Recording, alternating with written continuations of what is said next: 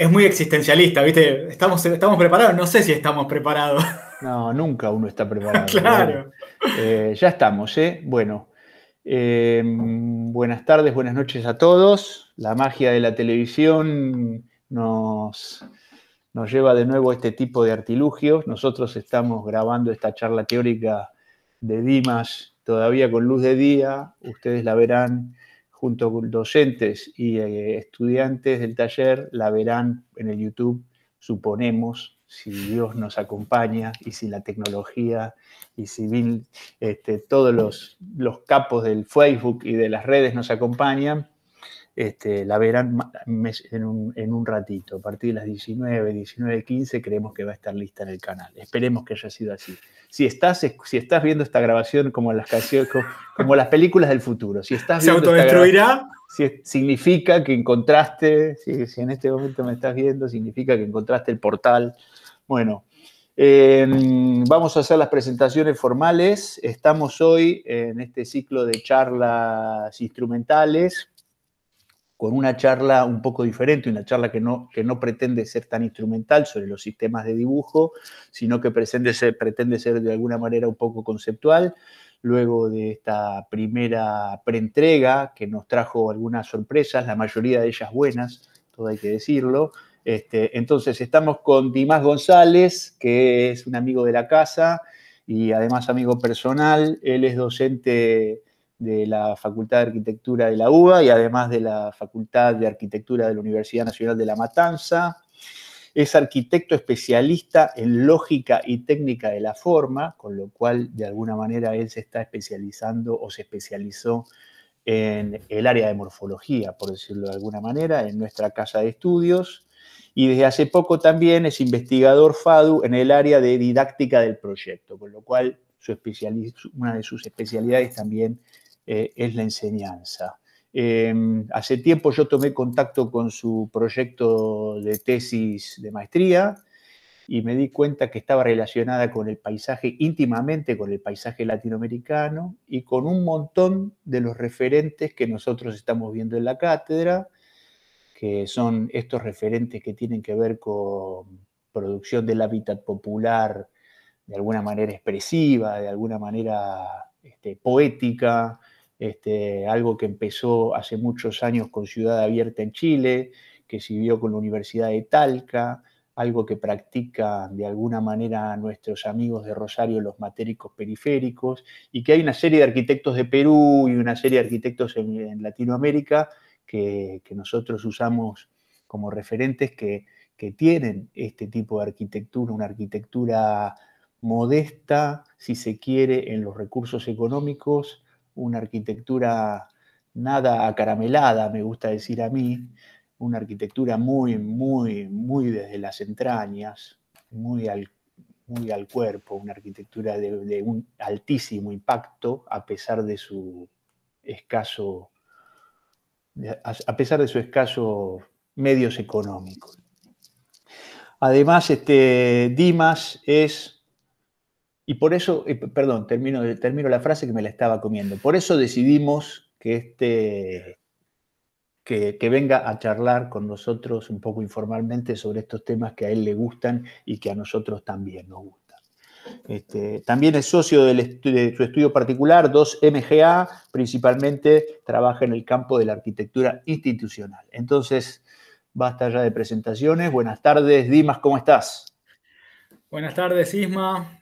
Bueno, sí, como decís, es como una cuestión de afinidad mutua con vos, con el espacio del taller, así que vamos con algunas convenciones de rigor que son formalidades, pero que valen y que está bueno hacerlas, así que gracias por la invitación, especialmente a vos, Isma, porque además me soportás tutoreando este proyecto de investigación que comentabas y que, bueno, un poco es de lo que voy a hablar y que tiene que ver con los puentes entre el proyecto y la morfología. Y que, bueno, un poco por lo que decís, me entusiasma, más allá de este tema de la virtualidad, de las pantallas, de las dificultades de la conexión.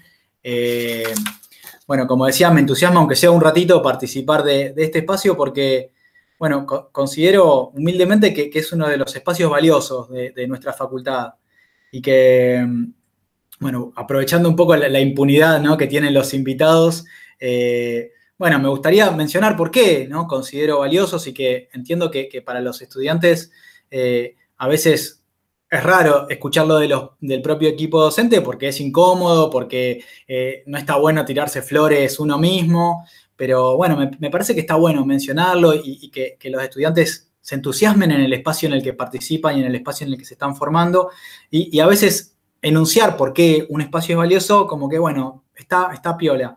Y creo que es valioso porque propone una alternativa y desde hace mucho tiempo reivindica esa alternativa a la posición dominante en nuestra facultad, que digamos que no se le puede hacer críticas por sí misma, pero que bueno, es claramente una posición dominante y apela a un enfoque de nuestra disciplina que podríamos caracterizar en términos de la propuesta liberal de nuestra disciplina, ¿no? Que pone el foco en el funcionamiento, que pone el foco en la eficiencia, en la precisión, y que muchas veces no profundiza en por qué, ¿no? Como que están esos temas, ¿no?, del módulo y la función y la precisión del detalle, pero que a veces no queda del todo claro, explícito de dónde viene, ¿no? Y si hurgamos un poquito en los criterios de esa maximización de los recursos, bueno, caemos en la cuenta que esa maximización de los recursos tiene que ver con la producción de los espacios de superficie construida que se venden, de la producción de materiales de la construcción que se venden. Entonces,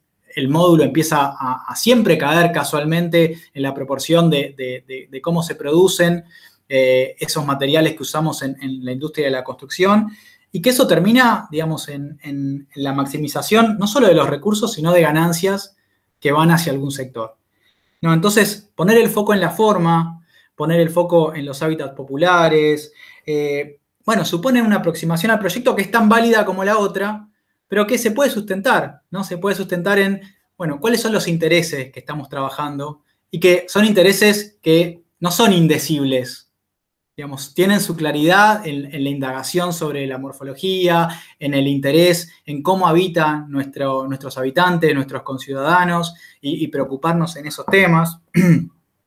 Y que, bueno, a veces cuando miramos con el espejo retrovisor, cuando muchos estudiantes terminan la carrera, bueno, empezamos a valorar mucho más los espacios donde nos formamos al darnos cuenta, ¿no?, el potencial desenfoque y cómo ese enfoque a veces se da un poco a contrapelo, ¿no?, de la tendencia, de para dónde va la autopista, ¿no? Y que un tema más de este espacio que es muy particular, porque si alguno está desinformado, es la única cátedra que tiene pie en 2 asignaturas de nuestra facultad, y tiene pie en esas 2 asignaturas de una manera institucional, ¿no? Como que no es que apareció de un, no, aún estando como marchando, reivindicando elementos que no son los de la línea dominante, bueno, logró articular estos 2 espacios, estos 2 talleres de morfología y de proyecto, siguiendo todos los requisitos del estatuto de nuestra universidad y los lineamientos de nuestra facultad. Así que doblemente valioso en ese sentido.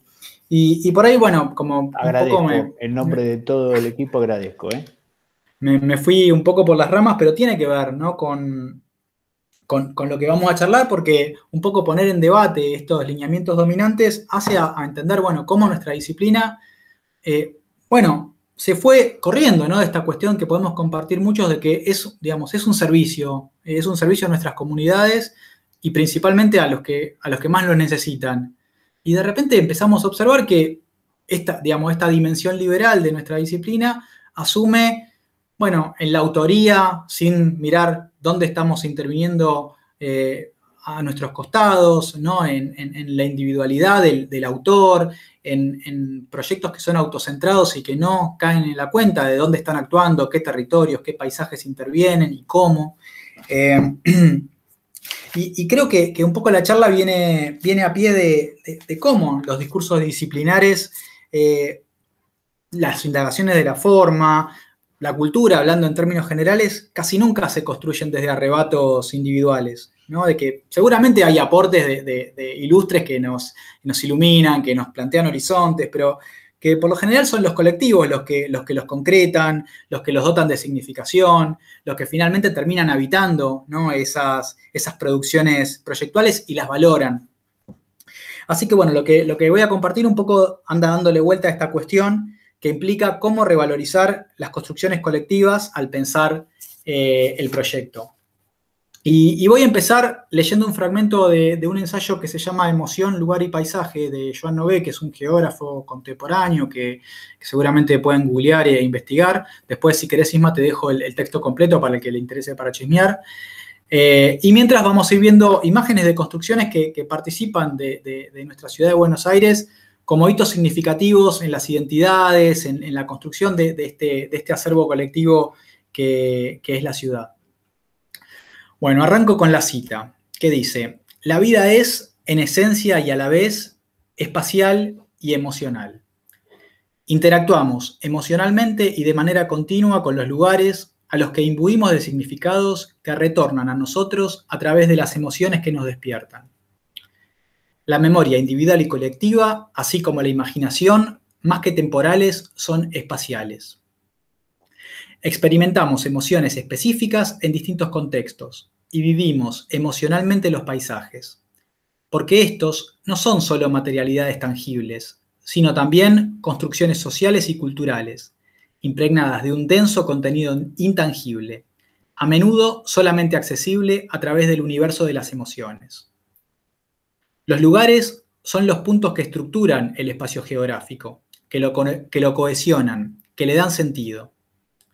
Los lugares no son simples localizaciones, fácilmente identificables en nuestros mapas. El lugar proporciona el medio principal a través del cual damos sentido al mundo y a través del cual actuamos en el mundo.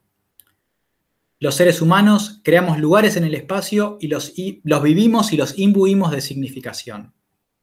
Nos arraigamos a ellos y nos sentimos parte de los mismos. Los lugares, a cualquier escala, son esenciales para nuestra estabilidad emocional porque actúan como un vínculo, como un punto de contacto e interacción entre los fenómenos globales y la experiencia individual. El espacio habitado es, en esencia, un espacio existencial, una inmensa y apretada red de lugares vividos, todos ellos diferentes. Bueno, hasta acá la cita, el fragmento. Y un poco le doy mucho valor a este imaginario que refiere Nouguet por dos motivos, básicamente. El primero es porque entiendo al paisaje como el principal mediador entre el lugar y nuestra capacidad de percibir. Y en un segundo término, porque también entiendo que las emociones que experimentamos en un lugar articulan a ese o a cualquier paisaje como un modo de discurso que da sentido, tanto colectivo como individual, al habitar un lugar particular. No sé, pongamos como ejemplo, hago el ejercicio de poner el barrio donde crecimos, el barrio de nuestra niñez, ¿no? Que cuando por algún motivo nos toca volver a transitar, volver a atravesar ese barrio, bueno, podemos reconocer nuestra escuela, la casa donde vivíamos, el kiosco donde comprábamos figuritas, el almacén donde comprábamos con nuestra vieja galletitas, y poder entender que esos espacios siguen existiendo, más allá de que el kiosco sea una verdulería o que el almacén se haya transformado en un negocio de muebles cancheros. Bueno, ese tejido sigue participando de la ciudad y activa en nosotros maneras de orientación, como lo que planteaba Nouguet, nos permiten rearticularnos con los vecinos que siguen viviendo en ese lugar, como que forman parte de nuestra historia y nos permiten entender la historia de nuestras ciudades, como la propia nuestra. Entonces, ¿qué empieza a pasar si en vez del almacén nos encontramos un paredón, ¿no? de un edificio de viviendas de lujo con amenities, porque vos sabés, Isma, que los amenities son muy importantes para la vida? O si, no sé, si el almacén o nuestra casa ahora es un Starbucks, ¿no? Y con su fachada de vidrio y que es igual a cualquier otra, ¿no? Como que toda esa articulación de discursos, de vida, de experiencia, como que se va al tacho, ¿no? En cada uno de esos elementos que conforman un tejido. No sé, me pasa también como cosa así súper particular. A mi viejo tiene como baricentro de su mundo un bar, ¿no? Es su baricentro. Y que a él, cuando habla con los amigos, bueno, le permite orientarse temporalmente, porque ese bar es una referencia del año en el que pusieron los toldos y desde ahí pasó tal cosa, o la anécdota de cuando se inundó, entonces ese año está dado por cuando las mesas de billar quedaron tapadas por el agua, o cuando va llegando a su casa y ve al bar y sabe que tiene a tantas cuadras la llegada a su casa, que de la cuadra que sigue hay un árbol, que al costado hay un pozo que no arreglaron nunca, pero que sigue estando, como que lo orienta, ¿no? Y puedo relacionarme con esa actitud. Entonces me empiezo a preguntar qué pasa si ese intercambio entre los habitantes y el paisaje se pierde, ¿no? Se nos termina por diluir. Y básicamente nos apela a nosotros, en qué pasa si de las disciplinas del proyecto no somos capaces de mantener en pie esos estructurantes que son emotivos, son experienciales, son sensibles y que componen al paisaje, ¿no? Un poco vamos a quedarnos con lugares que nos sean ajenos, ¿no? Y vamos a terminar habitando discursos incomprensibles. Entonces, un poco la síntesis y la pregunta en duda es, bueno, si nuestros paisajes terminan perdiendo el sentido al destruirse su discurso. Entonces, bueno, un poco lo que voy a compartir son maneras sensibles para descubrir desde la percepción discursos que están embebidos en el lenguaje, yo llamo indicial de la forma, ¿no? Porque la forma a veces tiene esta cuestión que Doherty plantea respecto de sus múltiples significados. Entonces, bueno, esta cuestión de poder descubrir esos indicios de las identidades individuales, colectivas, más pasadas, más recientes. Entonces, cómo ese lenguaje indicial de la forma se está embebido y nos permite desentrañar sentidos, procesos, lógicas, técnicas, y de cuya comprensión emerge un discurso del paisaje que queda sujeto a la interpretación de nosotros los proyectistas, ¿no? De esos que nos planteamos a percibir con vocación de proyectar. Entonces, bueno, lo que vamos a ver es cómo es posible elaborar un intercambio entre el proceso de relevamiento, de registro técnico y de comprensión, capaz de sustentar senderos que van ensayando al proyecto, ¿no? Un proyecto que empieza a ser situado, y por ahí acá nos valemos de este concepto de pensamiento situado que acuñó Donna Haraway, pero que también elaboran pensadores americanos como Enrique Dussel, como Caveri, como Kusch. Así que bueno, vamos a la... Aquí lo que estábamos viendo, a pesar de que no ha habido explicación y a la manera descriptiva de que esta imagen corresponde a esto, a mí lo que me quedó en claro es que tu selección, a ver si la pego, ¿no? Tu selección tuvo que ver con estos elementos estructurantes del espacio urbano que conforman el paisaje urbano, que dan identidad al paisaje urbano y que en el caso de los que has seleccionado, afortunadamente han sido preservados, han cambiado de función, han cambiado de aspecto, han cambiado pero la esencia, el hito, la forma como constitutiva sigue estando ahí reconocible, ¿no es cierto?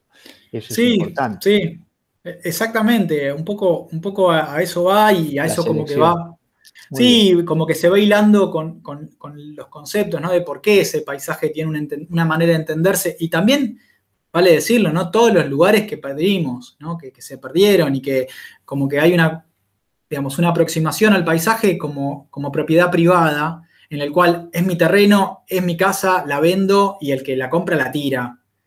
Y en cambio hay también una propiedad colectiva de cómo se va generando y cómo ese paisaje nos construye como sociedad, ¿no? Entonces como que hay una valoración hasta el día de hoy como bastante escasa de esa propiedad colectiva del paisaje. Así que bueno, sobre un poco de eso vamos a andar metiendo cuchara. Bueno, acá vamos a plantear como un poco la premisa que tiene que ver con el proyecto de investigación, pero también con este planteo, ¿no? De el paisaje constituido fundamentalmente por los procesos, por las lógicas, por las técnicas, por las memorias y las experiencias de las formas que los manifiestan. Y acá un poco el golpe al otro lado de la cancha, ¿no? Y no tanto por los usos que temporalmente intentan determinarlas. Entonces, estas situaciones por ahí son más fáciles de observar en entornos naturales, donde la morfología de la erosión, de los procesos naturales es más observable, y por ahí un poco más difícil en entornos urbanos, ¿no? Donde por ahí el poder de la función pretende subordinar a la potencialidad de la forma. Por ahí me comí una cuestión que tiene que ver con, bueno, invitar a descubrir al paisaje como un proyecto de construcción colectiva, tanto al natural, que se valora culturalmente, como al construido, que bueno, es de suyo, que tiene una valoración cultural, ¿no? Entonces, bueno, partimos de la premisa anterior como hipótesis de que el espacio construido, arquitectónico, urbano, rural, desarrolla en el paisaje y durante generaciones, digamos, en un esfuerzo comunitario, capas y estratos, mediante presencias materiales que son físicas o latencias, como por ejemplo la memoria, bueno, desarrolla un discurso que tiende a perdurar las funciones originales de una edificación, trascendiendo sus usos, sus programas originales, sus intenciones de los primeros dueños. Por lo cual, finalmente, en su constitución, el proyecto, entendiendo el proyecto como eso que busca ser parte del espacio construido, ¿no? Que todavía no es, pero que busca integrarse, bueno, recrea, articula, incluso alguna vez desarticula los sentidos de un paisaje cuyo sentido instituyente, o sea, aquel uso o programa inicial, bueno, perdió su fundamento operativo. Entonces nos queda como, bueno, entonces, ¿qué queda disponible para articular los ensayos proyectuales que buscan integrarse al discurso del paisaje? Bueno, y acá venimos un poco a este lado de la cancha, ¿no? Entonces lo que queda disponible son las formas, las proporciones, las técnicas constructivas, las lógicas de la constitución de los edificios, el sentido que tienen o tuvieron. Entonces, de estas permanencias, que como decíamos, se dan en capas y en estratos que son múltiples y que son simultáneos, o sea, no podemos decir, bueno, este edificio completo hasta acá vale y con esta ampliación no. O sea, están todos, están a la vez, forman parte del paisaje. En el golpe de vista, como tamizamos toda digamos, el emergente construido. Entonces, como decía, de estas capas emerge un paisaje entendido como la condensación de discursos que se develan perceptibles en la configuración y que nos quedan disponibles para descubrirlos, para investigarlos. Entonces, comprender estos discursos dota de un valor fundante a la interrelación que el proyecto desarrolla y propone en y con su entorno, ¿no? Está como juego doble de que el proyecto está en el territorio, no como un aerolito que cae o un plato volador que aterriza, sino como una consecuencia de su territorio, como una comprensión de su territorio. Entonces, esta cuestión de que el proyecto desarrolla y propone en y con su entorno. Y entonces acá hay una pertinencia, ¿no? En esta pertinencia es la relación que va a dar lugar a la permanencia material de un proyecto una vez que sobrepone su horizonte funcional. Que es esto lo que mencionabas vos de las imágenes, ¿no? Hay algunos proyectos que logran adquirir determinada cualidad para el conjunto de la sociedad que los vive, que hace que sean intocables.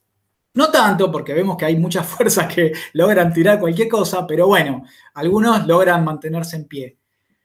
Entonces lo que estamos buscando de inquirir es sobre comprensiones situadas de un lugar que implican relaciones entre elementos. Principalmente edificios e infraestructuras, pero también elementos del entorno geográfico, como pueden ser valoraciones respecto del asoleamiento o de los vientos. Acá, digamos, en la Ciudad de Buenos Aires sabemos respecto de la orientación sudeste que hasta mi tía sabe que no va, ¿no? De cómo hay determinadas cualidades que hacen a la construcción del paisaje. En definitiva, a cómo estas referencias, ¿no? Nos ayudan a construir relaciones situadas, pero también especificidades sociotécnicas, valoraciones culturales, y que finalmente todas estas cosas las percibimos a través de las formas que encarnan y expresan estas mismas cualidades. Entonces, bueno, por lo tanto, el discurso que se propone descubrir o que proponemos descubrir va a tener un sentido eminentemente morfológico.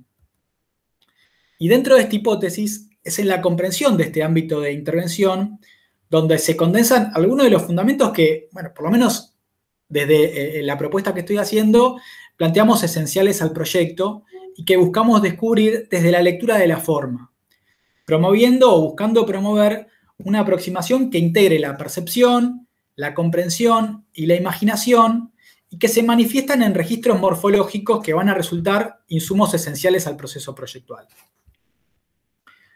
Entonces, bueno, el enfoque plantea que vamos a proponer desarrollar maneras de trabajar el entorno con las cuales ensayar el trabajo proyectual, incorporando a la morfología como una herramienta de integración, con la cual descubrir en la forma las formas del paisaje.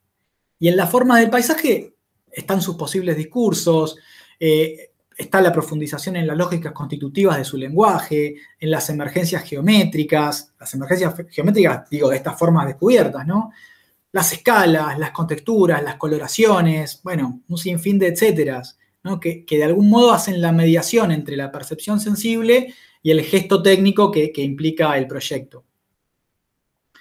Bueno, un poco la dinámica del relevamiento que estoy proponiendo, que obviamente no es única, sino que es una posibilidad de muchas, es buscar comprender las realidades del lugar mediante una lectura subjetiva, ¿no? Que es una lectura subjetiva que no implica al único autor, genio, lápiz de oro, sino a un equipo que releva, a un equipo que proyecta. Iniciando procesos de una gestación de lenguaje propio con el cual reflexionar, discutir, pensar. Este pensar también implica a los habitantes dentro de las posibilidades de cada proyecto. Bueno, acá también le tomamos prestadas cosas al doctor Doberti, ¿no? Nominando o dando forma a aquello que fue apropiado percibiendo. Entonces planteamos al paisaje como, ya lo mencionamos, como enlace entre percepción y espacialidad, incorporando en su articulación a las formas y sus composiciones, a las huellas de la naturaleza y a la cultura, a las densidades, matices, instancias que vamos a relevar y valorar desde el proyecto.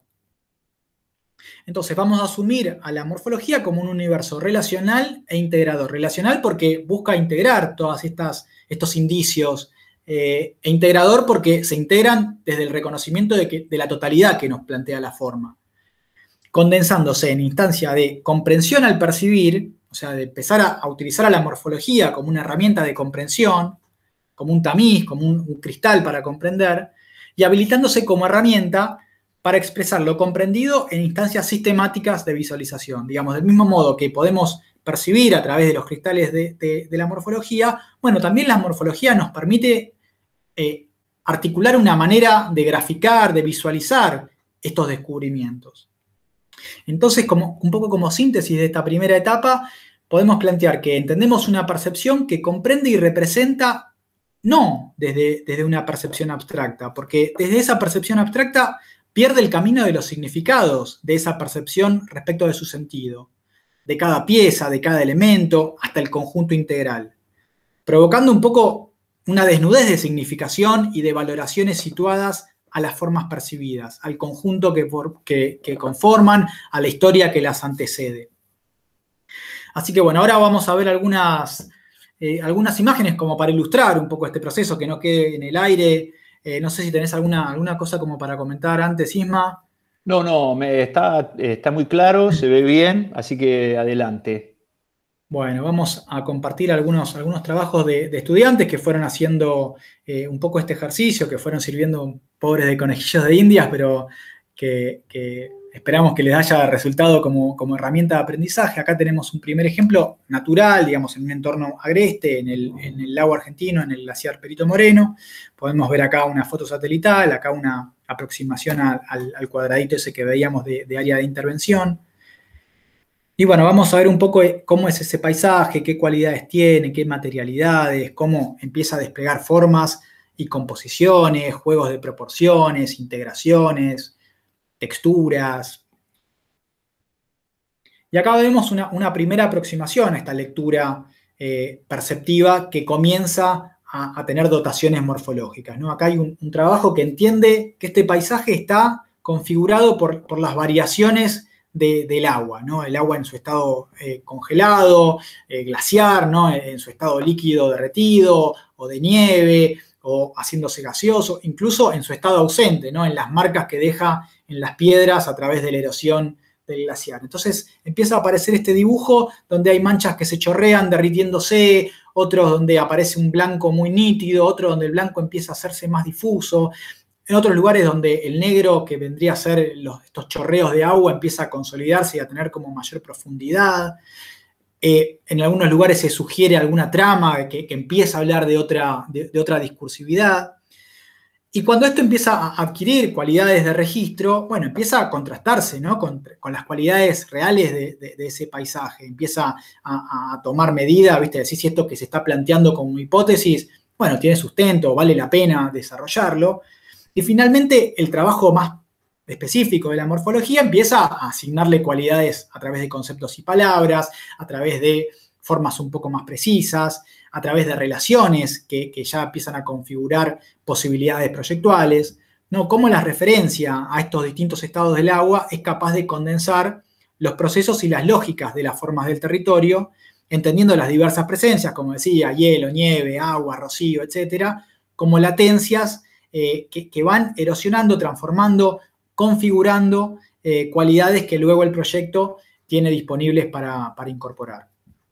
Entonces vemos acá una primera aproximación como una huella, una implantación, donde estos estados del agua y el paisaje pétreo van buscando maneras de apropiarse del territorio para poder intervenir en una manera relacionada al territorio. Vuelvo a decir, no como la imposición del autor, sino como una confluencia, un ida y vuelta.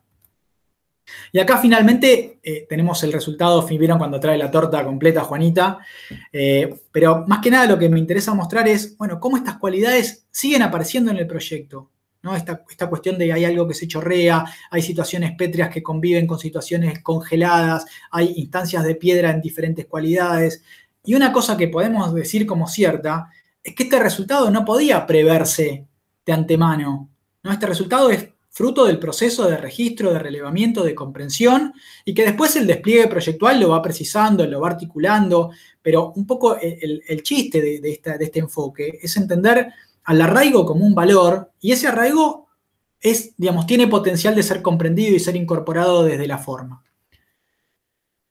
Bueno, acá vamos a otro ejemplo también en un entorno natural, que es en Puerto Pirámide, en Península Valdés. Vemos como la línea muy firme del acantilado empieza a tener algunos accidentes, vemos como la meseta superior se contrapone con el nivel de la playa y el movimiento de las olas.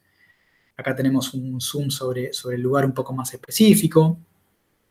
Y también vamos a hacer un recorrido sobre el paisaje que este lugar nos devuelve, las imágenes, la morfología, las composiciones.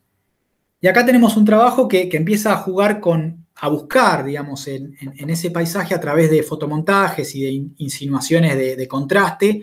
Bueno, ¿dónde empieza a estar este baricentro del paisaje a través de valoraciones formales?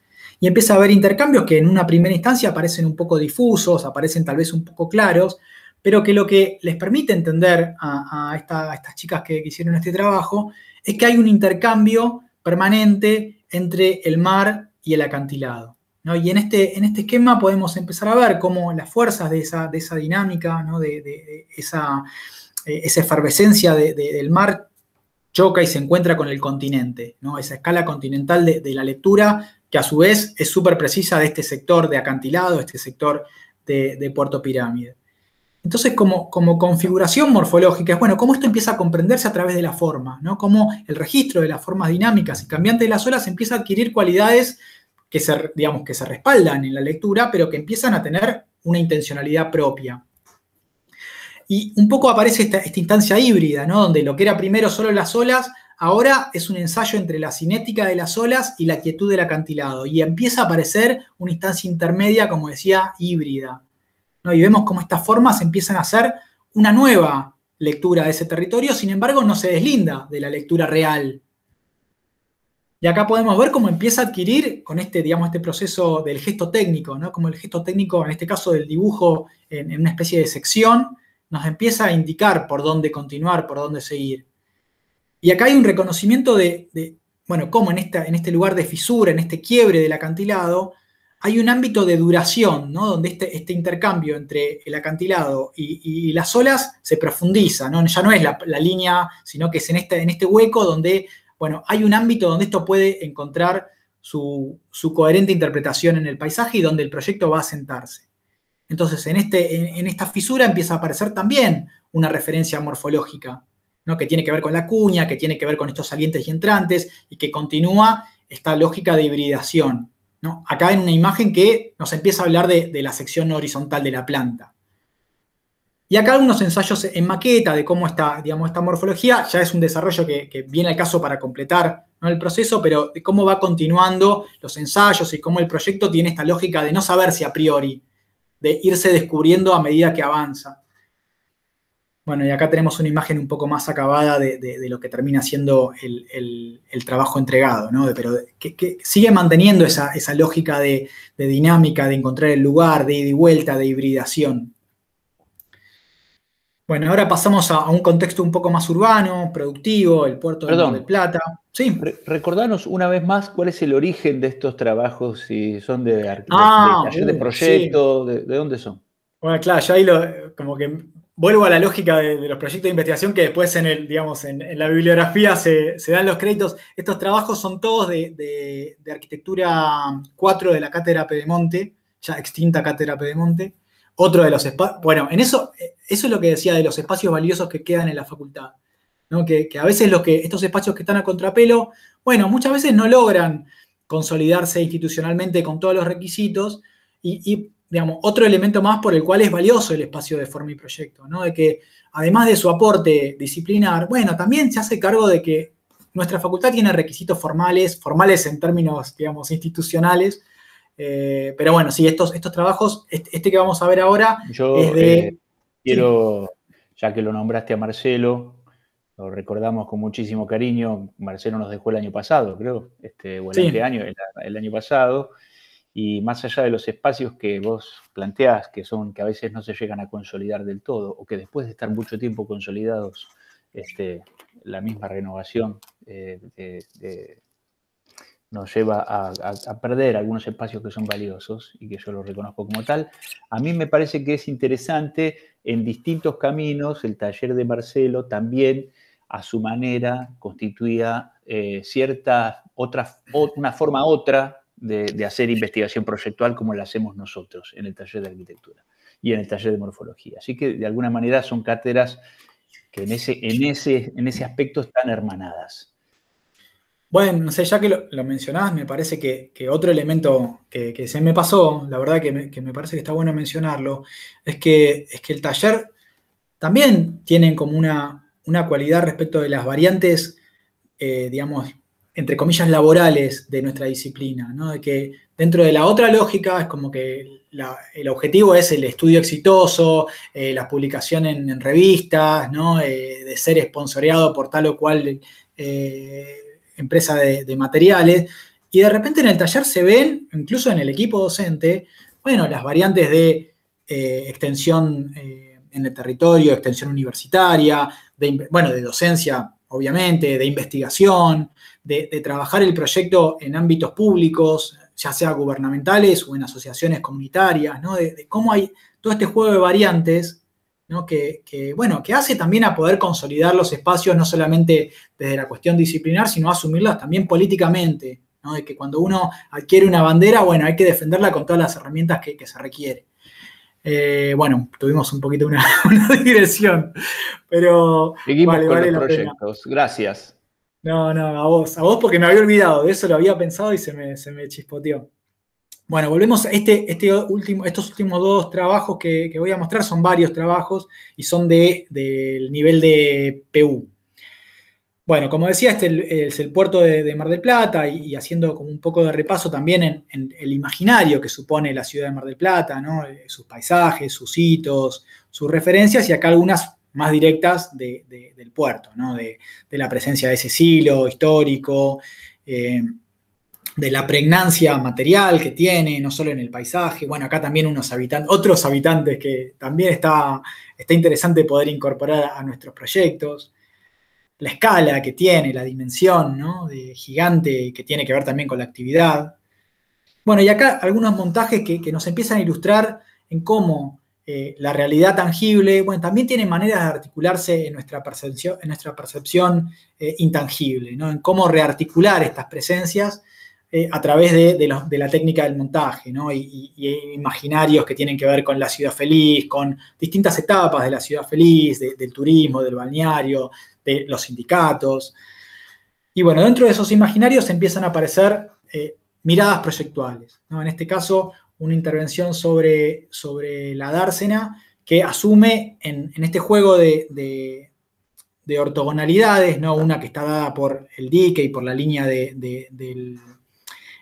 los elevadores y otra que está dada por la línea del silo y la estructura principal de este sector del puerto. Entonces, en ese juego, este estudiante empieza a entender, bueno, cómo intervenir en este territorio, cómo participar de este paisaje. Y podemos ver cómo empieza a reconocer la matriz densa, consolidada, de la ortogonalidad del silo, y a eso le contrapone que en la ortogonalidad de los elevadores y de la dársena hay vacío. Entonces, bueno, la presencia consolidada empieza a ser un par que se complementa con el silo, pero que no compite, ¿no? Que se articula a la longitudinalidad de los elevadores y de la dársena, y que empieza a participar al espacio de agua.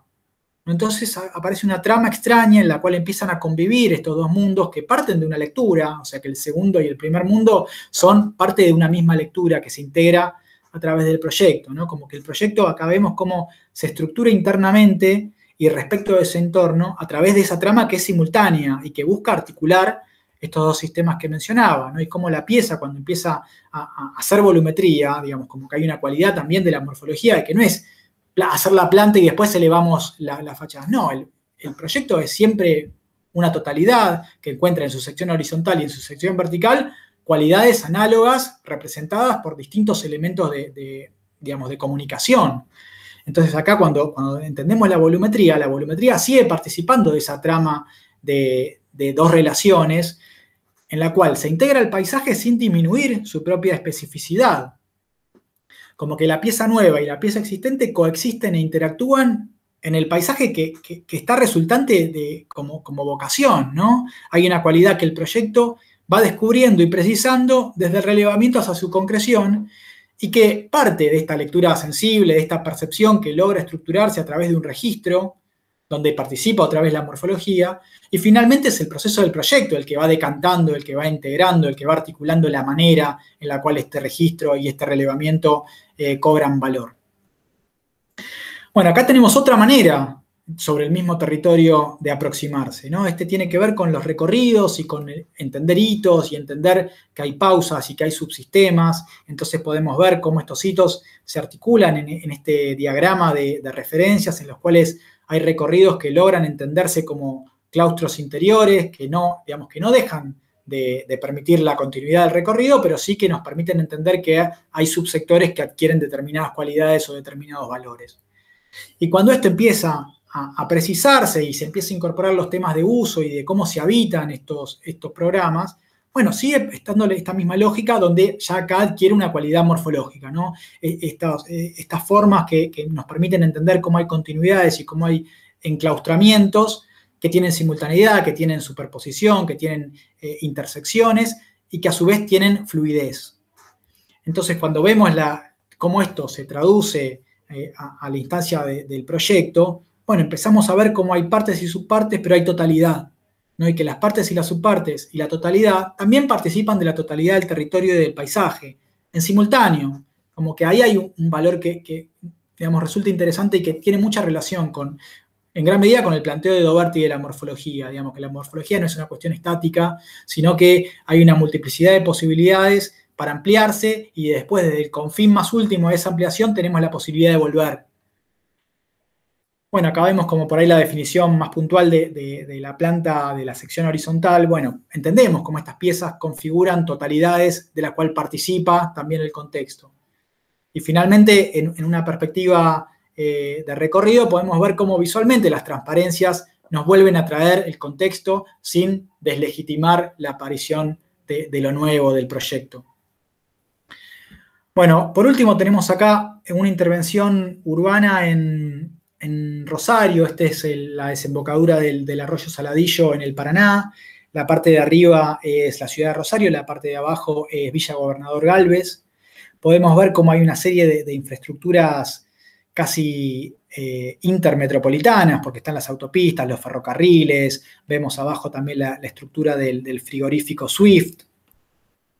Y haciendo un zoom podemos empezar a ver la cualidad fluvial que tiene este territorio, ¿no? De cómo podemos ver partes que intuimos se inundan o son más bajantes en distintas instancias del agua, de cómo hay formas que tienen que ver con cauces secos, y cómo el proyecto empieza a recuperar, a registrar, a relevar estas condiciones y a hacerlas visibles, ¿no? Cómo hay un estudio de las morfologías de lo fluvial, cómo esta cuestión de la sedimentación de este lado del Paraná nos habla de formas con cualidades propias, nos habla de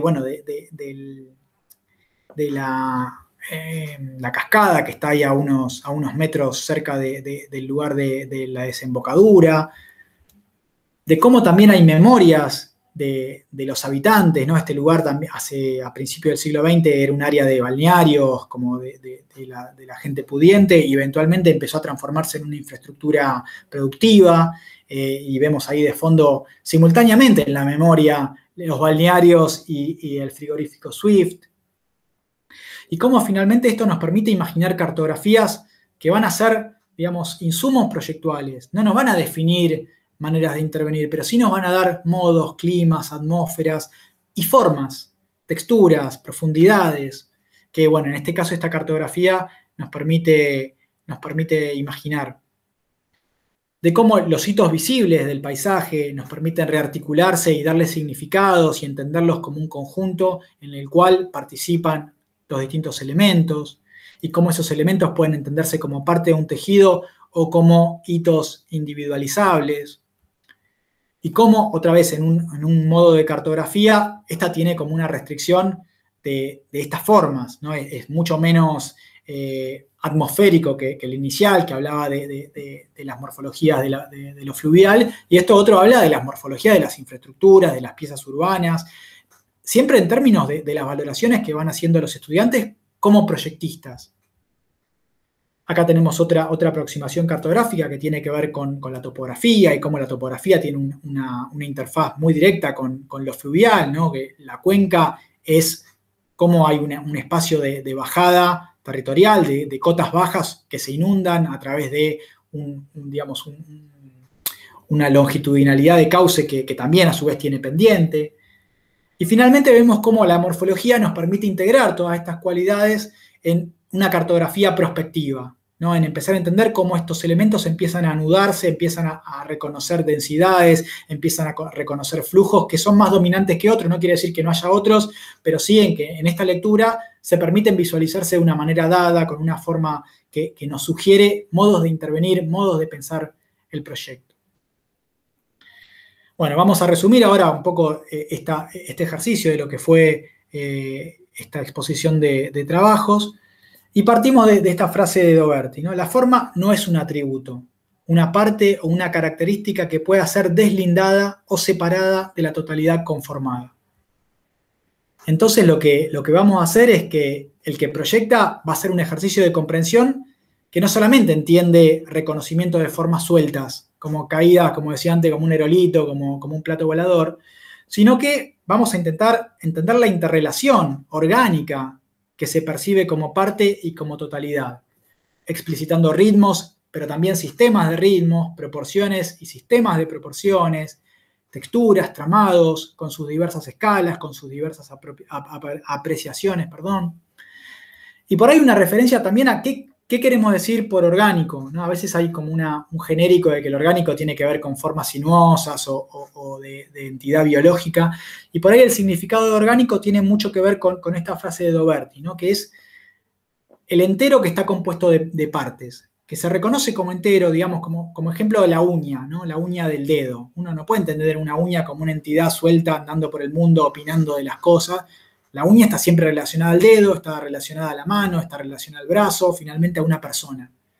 No podemos dejar de entender que la uña es parte de una persona para entender qué significa la uña. Entonces, esta idea de orgánico tiene que ver con la complejidad que implica la parte entendida como integrante de una totalidad. Entonces, consecuentemente, va a ser fundamental que el registro que conlleva esta percepción de la que estamos hablando, bueno, procure evitar explicaciones que desvirtúen los significados de aquello que intenta ser explicado, y que lo principal a evitar es que se anule o se debilite este sentido de organicidad del que estamos hablando. Entonces, la aproximación nos invita a comprender al paisaje desde las formas que a su vez le dan forma, algo que vamos a repetir, dentro de un horizonte de sentido arraigado a su territorio, que implica a la percepción al relevar y al gesto técnico al registrar estos hallazgos. Bueno, acá vamos a hacer ahora alusión a los referentes que mencionabas al principio, ¿no? y que logran ser un poco vehículo, como la correa de distribución, de cómo estas ideas también se aplican en la actividad profesional, y con mucho valor y con pocos recursos, ¿no? Como que no es necesaria una parafernalia de recursos para hacer gran arquitectura desde el culo del mundo en Sudamérica. Como que estos proyectos después terminan como adquiriendo cualidades míticas, y la realidad es que se terminan gestando desde los detalles más cotidianos que podemos tener tomando mate nosotros.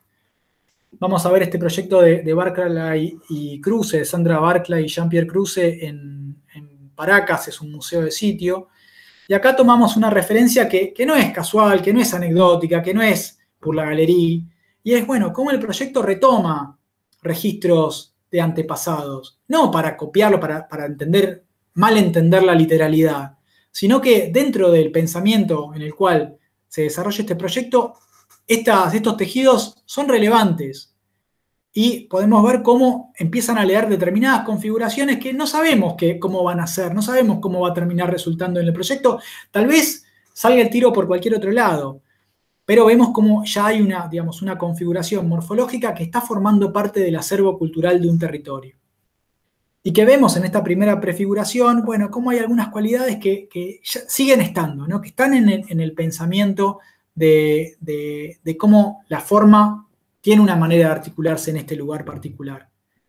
Y cómo se va precisando, y cómo ya en el corte de arquitectura empezamos a ver cómo esta cualidad proporcional, morfológica, empieza a adquirir cualidades que dejan de ser esta literalidad sonsa, superficial, que hablábamos recién, y que empiezan a adquirir cualidades arquitectónicas, donde por este dispositivo que tiene un inicio formal, que tiene una relación con tejidos que nunca tuvieron la intención de transformarse en esta solución, bueno, se vuelven pertinentes. ¿Por qué? Porque incorporan al asoleamiento y al clima del lugar en este dispositivo de ventilación e iluminación. Y que podemos empezar a ver, ahora ya viendo al territorio, bueno, cómo además hay sensibilidades que van construyendo coloración, materialidad, escala, y que tienen que ver con la sensibilidad del proyectista, pero una sensibilidad que no nace de un repollo. Es una sensibilidad que el proyecto trabaja, pero que la intención del proyecto tiene como arraigo inicial. Bueno, vamos a pasar algunas imágenes de este proyecto que además es multipremiado, digamos, como que a veces parece como que viene el carro delante del caballo, ¿no? De que los premios le dan valor. No, este proyecto tuvo valor desde el arranque, aunque no se hubiese construido. Acá vemos unas imágenes interiores en las cuales sigue participando. Me gusta cómo por ahí cierto paralelismo entre los paisajes y los proyectos, que es esta relación que vos estás planteando. Paisajes que dicen mucho, plantean arquitecturas que tienen muchos elementos. Y este es un paisaje casi silencioso, este es un paisaje que dice muy poco, ¿no? Y la arquitectura acompaña perfectamente ese nivel de simplicidad y de primera lectura que tiene el proyecto. Es el mismo nivel de simplicidad y de primera lectura abarcativa que tiene el paisaje. Vos ese paisaje de una sola mirada ya lo leíste, y el proyecto tiene algo de esa simpleza. Eso es interesantísimo.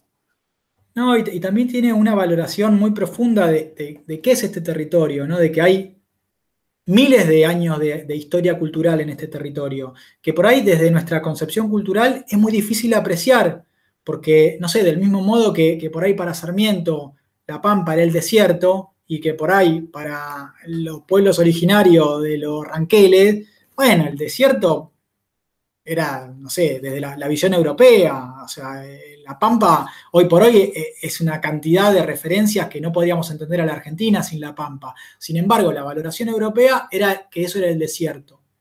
Entonces acá hay una valoración de cómo, además que es un museo de sitio, ¿no? Y que pone en valor los artefactos que se fueron descubriendo, es también como un punto arqueológico muy importante. Hay una cultura de Paracas muy, muy significativa, que es, no sé, creo que tiene más de 2000 años de historia. Y es preincaica, seguramente. Sí, ¿no? largamente. Y trabajaban, básicamente se caracterizaban por estos tejidos y estas vasijas. Los dibujos que conocemos como dibujos incaicos en realidad son dibujos de ellos. Y es una cultura andina, ¿no? De dejar tenemos esta taxonomía europea de a todo meterle una cajita, poner un nombre, y por ahí la cultura andina tiene otras cualidades mucho más extendidas temporalmente y entre los pueblos, ¿no? Entonces, bueno, por ahí ponerle la oreja como proyectistas a esas problemáticas, incluso cuando no nos participamos, pero tener esa sensibilidad, bueno, me parece que es fundamental y me parece que es muy interesante la morfología como vehículo, como vaso comunicante, ¿no? Entre esos mundos que no entendemos, pero que a través de la morfología podemos empezar a tratar. Bueno, acá tenemos otro edificio de Barclay Krause, se llama Espacio para la Memoria, está en la ciudad de Lima y como podemos ver acá, bueno, la ciudad de Lima tiene también un acantilado que es muy identitario de esta porción de la llegada del océano a la ciudad.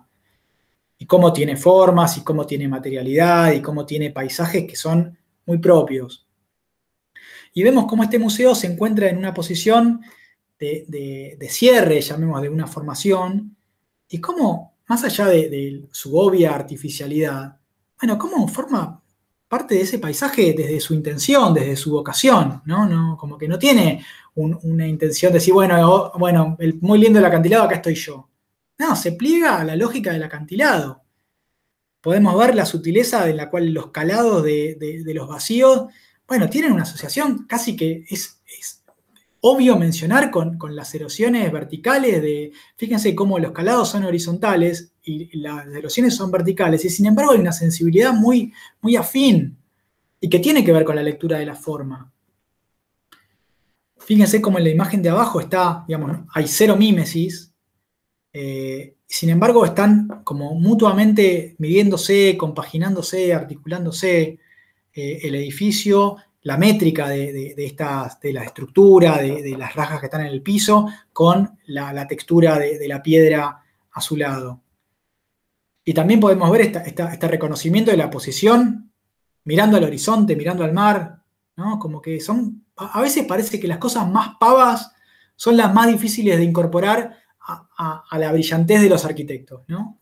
Y que por ahí todos estos proyectos y un poco esta sensibilidad, bueno, nos permite a través de la morfología ponerla en valor, ponerla en formas, ponerla, digamos, a la vista de una manera muy evidente. Bueno, acá también vemos como mínimas sutiles desfasajes. Bueno, vemos la piedra al lado y parece como que fueran escritas por el mismo autor en otro idioma, ¿no? Bueno, acá un proyecto doméstico, una casa. Bueno, por ahí esta casa viene como que es una casa de un mega multimillonario, seguramente, pero la intervención en el paisaje está muy buena y dice mucho. Y vemos en esta sección, bueno, cómo está activa, ¿no? La presencia de los aterrazamientos en el contexto andino. Digamos, como que no es una cosa que, eso es una cosa antigua, pasada. No, está activa y podemos ver cómo hay una contemporaneidad en simultáneo con la activación de lo que significan las terrazas en estos territorios. Y acá podemos ver cómo esta pieza, bueno, tiene también una vocación de material, de coloridad, de textura, que no es de chiripa, no sale de casualidad, no es que el cliente le pidió hacerlo con piedra. Digamos, hay una intencionalidad clara del proyecto de integrarse, de reconocer estos recortes, ¿no? De cómo las montañas que están por detrás, por ahí obviamente no hay una linealidad en cuanto a lo sagrado, a la valoración, pero sí hay una continuidad en cuanto a cómo eso tiene forma, tiene materialidad y se mantiene, ¿no? Independientemente de cómo valoramos la montaña que está por detrás. Otra vez estos recortes, estos materiales, estos colores.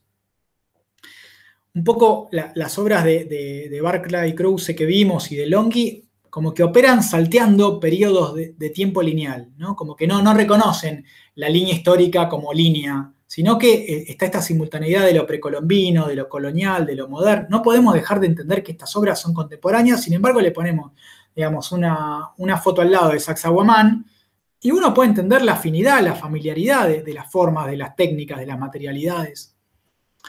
Como que se sugiere una trama espacial con la cual rearticular y ponderar las producciones emergentes de cada periodo, y bueno, que desde ahí podemos transitar hacia concepciones que son capaces de caracterizar cada expresión, ¿no? Que son expresiones de arraigo, que están integradas materialmente al paisaje.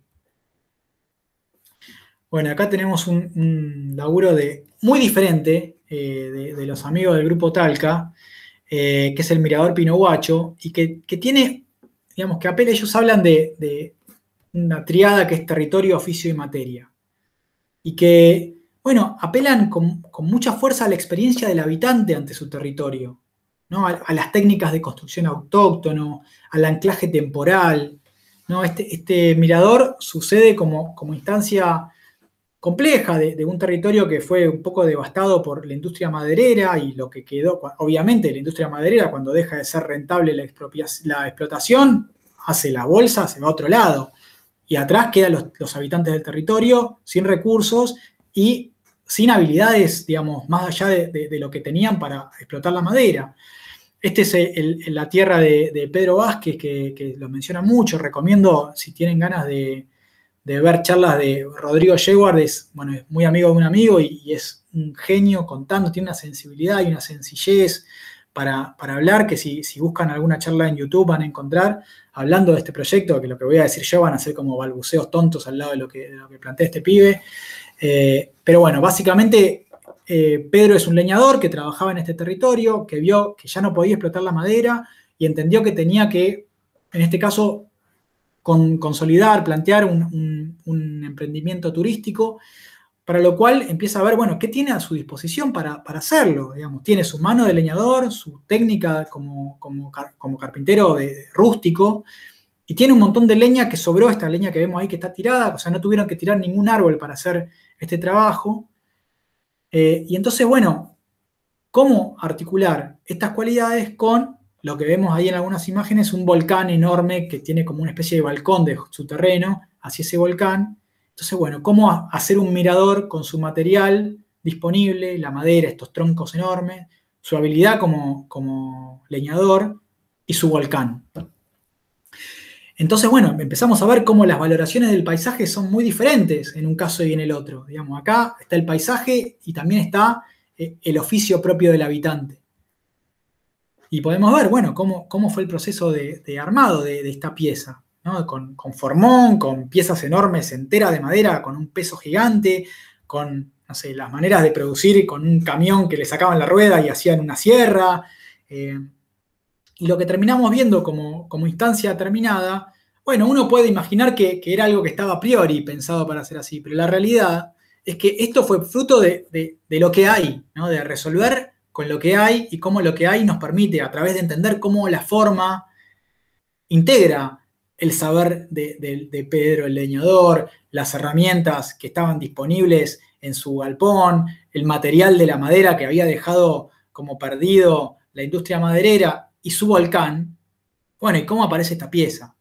¿No? Como que estos pocos trabajos vemos que intencionadamente se comprenden inmersos en el discurso de sus propios paisajes, de sus propios territorios, y que tienen diferentes aproximaciones, pero hay cualidades geográficas, hay vestigios del pasado, hay presencias vitales, hay latencias que como que son inmanentes, pero que están, ¿no? Y que en todos los casos las producciones habilitan un horizonte disciplinar cuyo fin es la revalorización de todos estos constituyentes emotivos, colectivos, que dan sentido al discurso del paisaje y que en esta revalorización se implica una práctica que es respetuosa de las identidades de los lugares donde las prácticas se concretan, como una manera también de mantener esas identidades, pero recuperando lógicas disciplinares independientes. Y acá viene el gancho con el espacio del taller, ¿no? La independencia al poder imaginar es fundamental porque nos permite entender lo que estamos haciendo y en este caso la morfología nos da una herramienta única casi, digamos que, no sé, una de las cosas que plantea Doberti es que está el texto y está la forma, ¿no? Está la palabra y la forma y son, digamos, pilares de la cultura. Entonces, bueno, ¿cómo a través de la independencia y de la herramienta de la forma, bueno, podemos pensar como proyectistas en cualquier lado, pero buscando esta sensibilidad? Bueno, un poco para ir cerrando, ¿cómo ponderamos el arraigo en la invención del proyecto?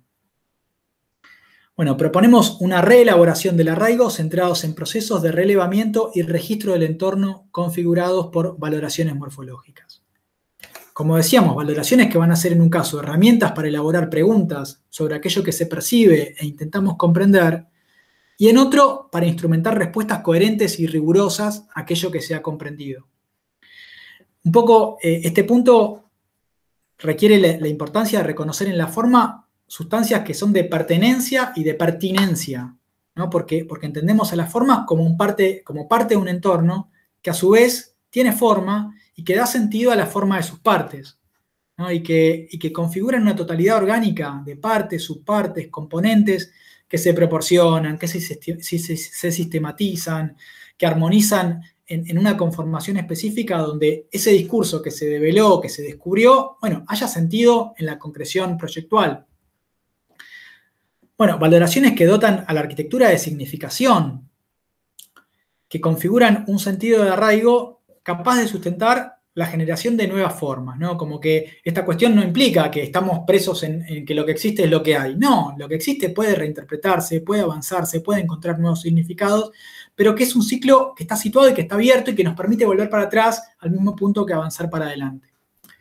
Un proyecto que se orienta desde los procesos, las lógicas y las técnicas de las formas que constituyen al paisaje y que configuran a su territorio.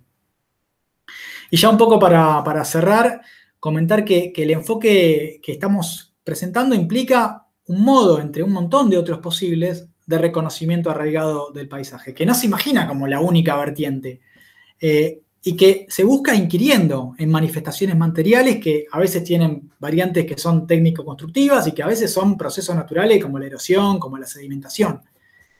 Pero que el recorrido que se transita entre la percepción de la experiencia del territorio, quiero decir, y la elaboración técnica de la disciplina, que se centra en reconocimientos y relevamientos del paisaje, bueno, se estructura en estas valoraciones morfológicas.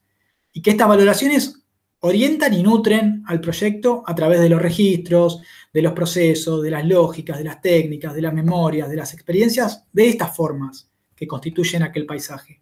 Y que lo dotan de significado, como decíamos, y que le otorgan un sentido que va a ser develado por nosotros, por los que estamos indagando con un horizonte o con un objetivo de hacer proyecto. Bueno, un poco para terminar. Pensamos el arraigo, como ya dijimos, entendiéndolo como un nutriente necesario del proyecto, cuyo despliegue disciplinar se va a recrear en los sentidos y las sensibilidades que confluyen en el paisaje.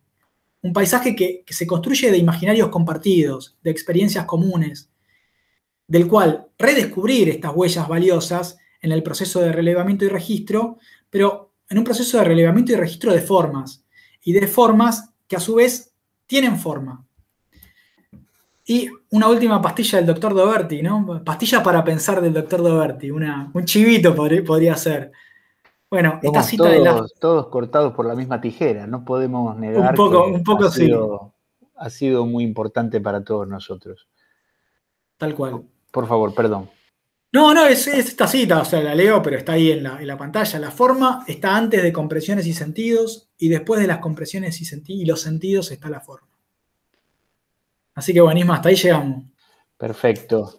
No tenemos una multitud para aplaudir, como en las épocas Un aplauso del aula simbólico. magna, así que vamos a hacer este aplauso simbólico. Vamos a agradecerte, yo en nombre de todos.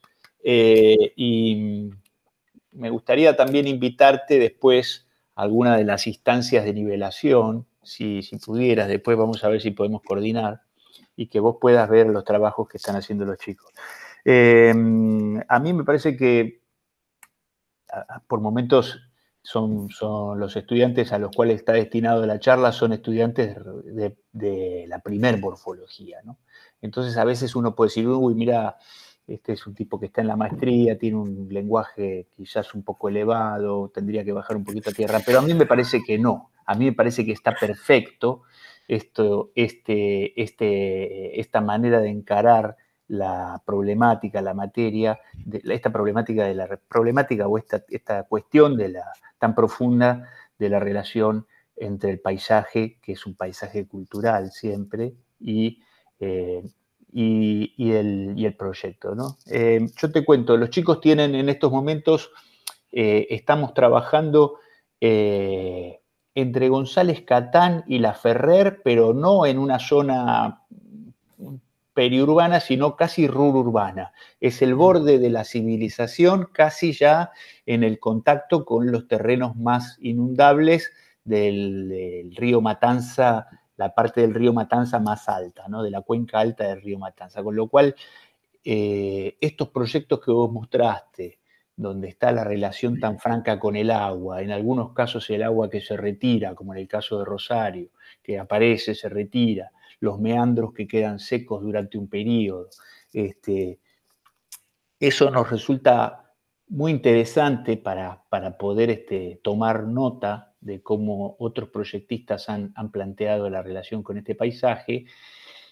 También el entender que el proyecto no es una cuestión de cosas sueltas que atienden a las distintas funciones, como vos bien lo dijiste, yo lo pongo un poco a partir, sencillamente lo digo, sino que es un sistema general, es un lenguaje general que se nutre del paisaje y que a su vez lo nutre, ¿no? Hay como una interrelación ahí, una cosa que Sí, es complejo, pero que no hay otra manera de explicarlo, ¿no? No hay otra manera de explicar lo que es esto. Se enriquece y bueno, así que solamente agradecerte y después ya te convocaremos para otra reunión.